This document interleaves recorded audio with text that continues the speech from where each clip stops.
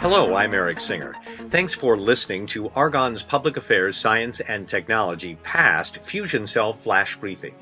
Be in the know when it comes to effective social media monitoring strategies. Today's guest to help you make it happen is Kyle Nelson. He is the Senior Dispatcher, Pitkin County, Colorado Regional Emergency Dispatch Center. Thanks, Kyle, for joining us. We know that social media monitoring on what the news is saying on sunny days and emergencies is important. You're really pushing community monitoring in your area, specifically Aspen, Colorado. This is as or more important than media.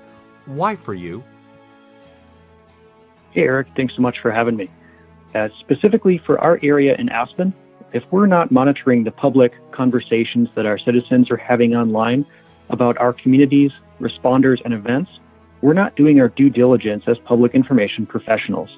In Pitkin County, where Aspen is located, we have about 18,000 year-round residents within our 1,000 square miles of area, including the cities of Aspen and Snowmass Village. We're situated remotely between the Western Colorado and Front Range media markets as well. So our local media reporters will often break a story on social media, which is then picked up by the regional stations who provide broadcast TV news. Now, moreover, during ski season, combined with large venue events such as Winter X Games, the instantaneous population within the county can exceed 100,000, or over 5 times our resident population. Most are likely not subscribed to our mass notification tools or following our public safety agencies on social. So if they have questions or concerns, visitors often reach out to us, not just via 911 and non-emergency numbers, but also through our agency Facebook, Instagram, and sometimes even Snapchat accounts. Now, we know what we know, and we know what we don't know. Through social media monitoring, we reduce the surprises and the unknowns, and ultimately reduce our red slice, or the dreaded, what we don't know, we don't know.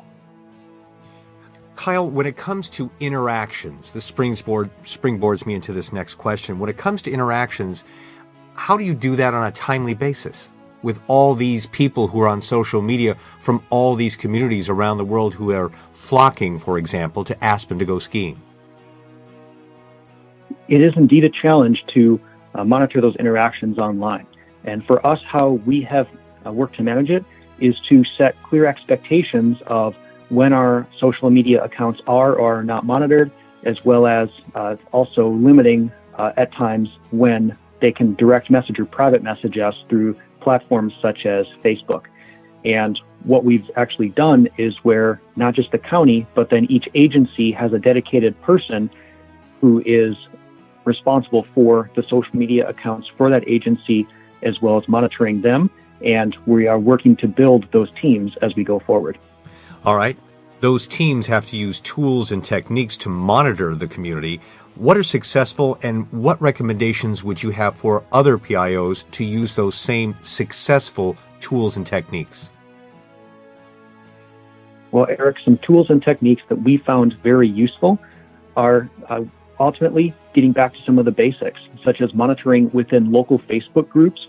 And we found that groups such as buy, sell, trade, or swap sort of groups actually have some of the best and most up-to-date community information, since a large number of folks in the community throughout the valley where Aspen is located are on those. During a recent wildfire that we had just last year, that was actually where some of the most up-to-date information, as well as resource requests and needs, were being shared instead of the official fire Facebook page that was set up.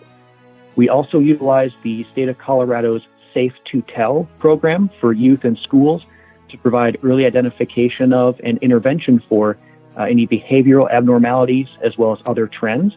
We monitor SnapMap, but we also have migrated to the Google ecosystem.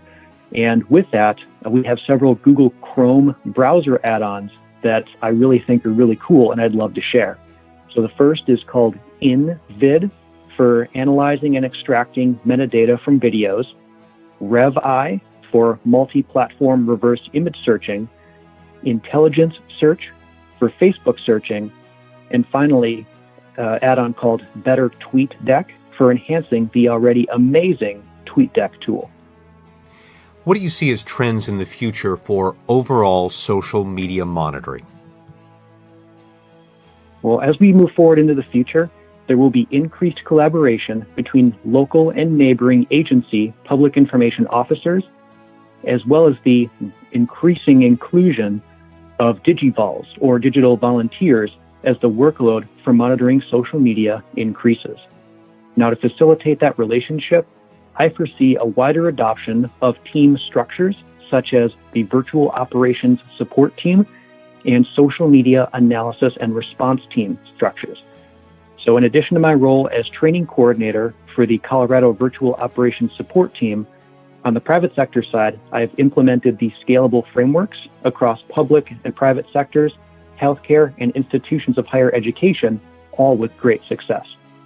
Now, to keep monitoring and communication skills fresh, I also foresee further refinement and development of social media simulation tools that can be integrated into exercises and trainings. And finally, with the ever-evolving nature of social media and the increasingly limited no-cost monitoring tools, there will emerge on-call and contract-retained private sector social media monitoring services that will outsource or supplement your event and incident monitoring. I foresee these being very cost-effective with access to skilled practitioners using some of the most advanced monitoring and report generation tools. Only such team that I'm currently aware of with these capabilities is Epicenter Media and Training's Deployment Support Unit. Anything you'd like to add?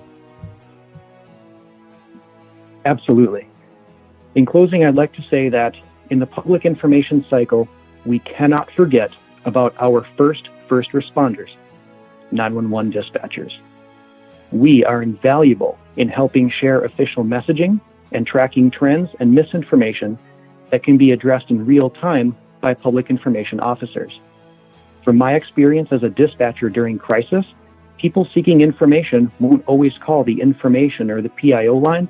They're going to call 911 or the direct numbers for your local public safety agencies who they know and trust. As a PIO, if you neglect to empower your dispatch centers with talking points, facts, and counterstatements to rumors and misinformation, you are handicapping and preventing them from delivering the highest level of service to your community. Empower your dispatchers to speak in a unified voice alongside the PIOs from the agencies they support every day. Thanks, Kyle. That was Kyle Nelson, Senior Dispatcher, Pitkin County, Colorado Regional Emergency Dispatch Center. Want to get more best practices for your organization? Like the Argonne Past Fusion Cell Facebook page or connect on Twitter and Instagram at Past Fusion Cell. Also, check out the Public Affairs Science and Technology Past Fusion Cells online toolkit for useful templates and information. Go to pastfusion.gss.anl.gov.